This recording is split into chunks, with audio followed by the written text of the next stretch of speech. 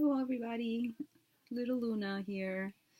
So, today I had to be a grown up and we had a situation at home. It was a pretty scary situation, but my girlfriend and we acted very swiftly and everything's okay. So, my grandma lives downstairs and she tried heating up some soup and the microwave got on fire. And thankfully, we were at home and went downstairs and I saw that she was freaking out. And of course, I look at the microwave and there's like a huge flame in there. So thank God, right by the sink, there's a pitcher of water. So I grab that baby and go, and then it all just died. So that's the second time I saved this house, by the way. First time, right out here, what happened was we have a little, there was a little just bucket for the cigarette butts when my uncle and brother used to live here. They would smoke, and I don't know how it caught on fire.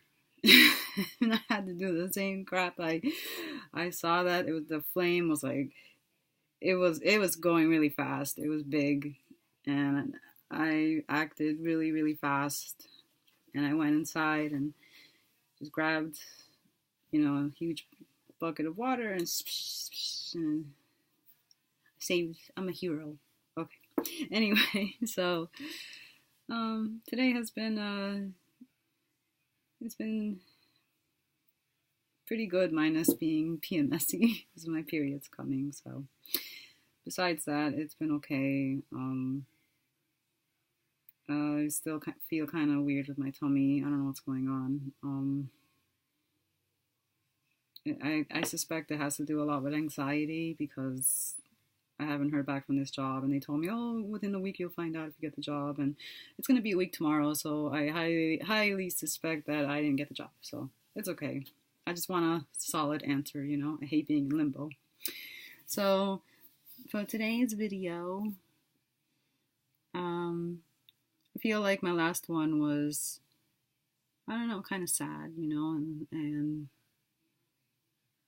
I do like to be realistic, but I also like to be, I don't know, I guess it's the little girl in me. I like to have a balance. So today's video is kind of like about the same subject, only in a more like positive light. So how to, like reconnect or even connect with your sexuality, right? Because I firmly believe that is 2018, right? And we say we are, post-Victorian era. And in a lot of ways, we are definitely not post-Victorian. There's a lot of shame and guilt around sexuality. And I have like even this theory with even like heterosexual men, why they have so much shame with their own sexuality, because men are very repressed too. It's very evident. It's been even proven, so it affects both men and women. And I feel like a lot of factors come into play. There's definitely the religious aspect. Oh, so good old religion. So I have mentioned in the past that I used to be atheist, but now I'm spiritual. But you see the key difference? I'm spiritual, I'm not religious. I still don't like religion. I think religion is a huge hindrance on humankind, especially in regard to sexuality. And because, of course, it's not good to compare, but, it's obviously been much more damaging to women's sexuality. But it has had definite repercussions on men, too. I feel that no matter your gender in this day and age, to fully accept your sexuality and like, I'm not talking about who you're attracted to. I'm talking about your sexuality, like, something that's inherent in you, something that's is organic, and it's not shameful, and to me it's something beautiful, and it's always deemed as just dirty and like it's just disgusting, and I don't know. I think that's so sad, that we still live in a society where sex is so it's seen as this like this just negative trait, and my suggestions to really like console that side of you, like if you're having issues with your sexuality, is pretty much do what I did.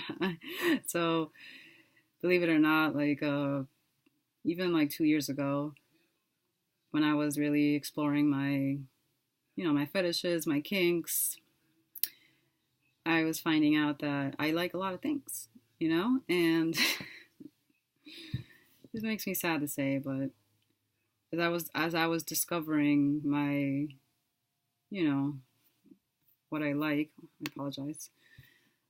Um, I started to feel a lot of shame and guilt, and I'm happy to say that I no longer feel that way. And it was definitely a journey. Um, I will definitely say that you have to pretty much ignore what society says, ignore what everyone says about sex, because for the most part, almost everyone is repressed in some way. And so there are a lot of things I like or I find, appealing or attractive, or, I have fantasies that to most people I'll be getting called a lot of nasty names, and for a while that really bothered me because, here I am, this like, I like to dress elegantly on most days, and, I at least I think I like to be considered, I'm well spoken, well educated, I'm intelligent, creative, I'm an intellectual. And then like if I if I confess to somebody that I'm into all this sexual stuff, they're gonna call me a deviant. They're gonna call me, and those names, and that's just like, to me, that's so sad. It's so how do you reconcile all that shame and just like, because I feel like that there are a lot of people who are so ashamed of who they are, and with their sexuality, you know. And I don't care if you're into vanilla sex or kinky sex. Like I love both vanilla and kink. Neither one's better than the other. I love both. You know. So I just got tired of all the shame. I got tired of like feeling disgusting and that this is wrong, and I got tired of it. And I finally came to the truth. Thank God that there's nothing wrong with what I like.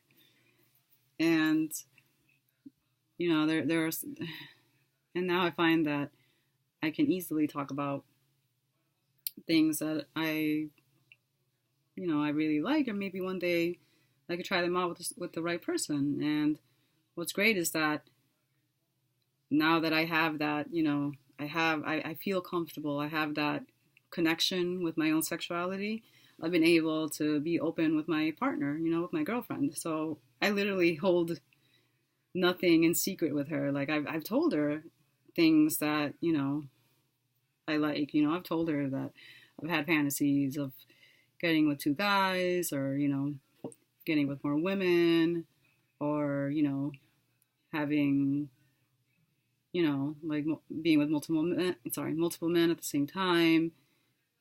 And I feel really grateful that she hasn't judged me or critiqued me, because sadly I know a lot of people, when they say these things to their partners, they get rejected, and that's wrong. That's really sad, So even though obviously she's not really into all these scenarios, there have been some that she's expressed interest in, and to me that's great, and like I would have never known if I didn't talk to her about it, you see. So instead of going behind her back and cheating on her and hurting her, I have this active, open dialogue with her where, you see, because I don't harbor any shame or any guilt over what I like or what I find, appealing. So, and I even wrote a post about it on FetLife one time. I think I wrote it pretty well. I was like, I don't care if I'm having like sex in the bathroom with a guy. Like, that doesn't make me disgusting or dirty or, any of those demeaning words that shouldn't be used, non-consensually. And yeah, it's definitely been a journey because let me tell you, I don't know why, but it's been hard for me to come to this point. And I kind of see why, because like I said, society is such a huge influence on you, like consciously and subconsciously.